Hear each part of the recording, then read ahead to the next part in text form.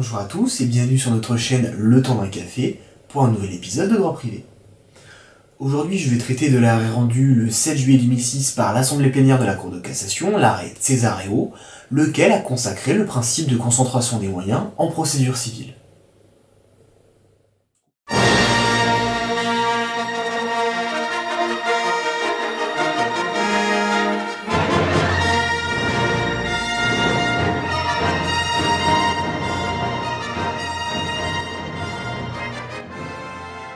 Les faits sont en l'espèce relativement simples.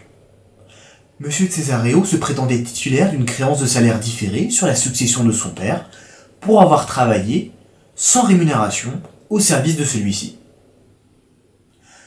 Il a donc assigné son frère en paiement de cette créance, pris en sa qualité de seul autre cohéritier du défunt.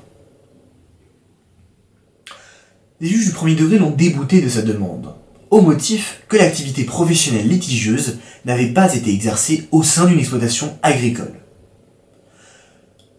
Monsieur Cesareo décida alors d'assigner une nouvelle fois son frère en paiement de la même somme d'argent, mais cette fois-ci sur le fondement de l'enrichissement sans cause. Par un arrêt du 29 avril 2003, la Cour d'appel d'Agen a accueilli la fin de non-recevoir tirée de l'autorité de ce jugé attachée au jugement rejetant la première demande. Monsieur Cesareo forme alors un pourvoi en cassation, en invoquant la violation par la Cour d'appel d'Agen des articles 1351 du Code civil ancien et 480 du Code de procédure civile.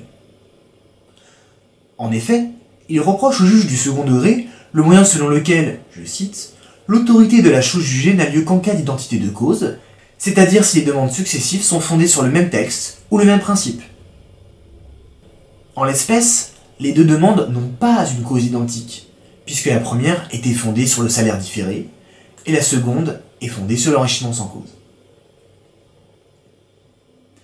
La question qui se pose alors à l'Assemblée plénière de la Cour de cassation est la suivante. Une demande s'appuyant sur un fondement juridique nouveau, mais présentant une identité de partie, d'objet et de fait avec une demande initiale, est-elle recevable?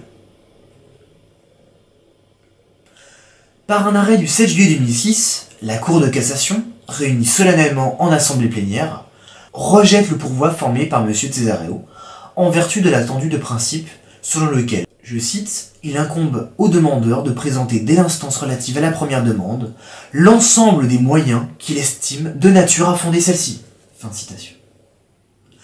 En l'espèce, les deux demandes présentaient une identité de cause résultant de la demande de paiement d'une somme d'argent à titre de rémunération d'un travail prétendument effectué sans contrepartie financière. Il ne pouvait invoquer un nouveau fondement juridique qui s'était abstenu de soulever lors de sa première demande. Ainsi, sa deuxième demande se heurte à la chose précédemment jugée relativement à la même contestation. Cet arrêt rendu par l'Assemblée plénière de la Cour de cassation pose pour la première fois dans la procédure civile française le fameux principe de concentration des moyens. En effet, un demandeur qui invoquerait un second fondement juridique, alors que ces deux demandes présentent une identité de cause, se verrait désormais opposer le principe d'autorité de chose jugée, faisant obstacle à la recevabilité de sa demande. Ce principe de concentration des moyens pèse, bien sûr, sur le demandeur. L'intérêt est ici d'éviter les contestations et une multiplication des procès. Vous voyez, cette décision va ainsi dans le sens de la célérité, du délai raisonnable du procès. Il s'agit également de lutter contre une insécurité juridique, puisque le plaideur doit présenter tous ses arguments dès la première instance. Il ne pourra pas surprendre l'autre partie par de nouveaux moyens. Cela renforce donc le principe de loyauté et les droits de la défense en procédure civile. Vous l'aurez compris, il s'agit donc d'un principe jurisprudentiel contra legem, puisqu'en l'espèce, nous avons un juge qui a dépassé l'office qui était le sien. Je vous remercie beaucoup d'avoir visionné cette vidéo, puis je vous dis à très bientôt pour un nouveau sujet de droit privé.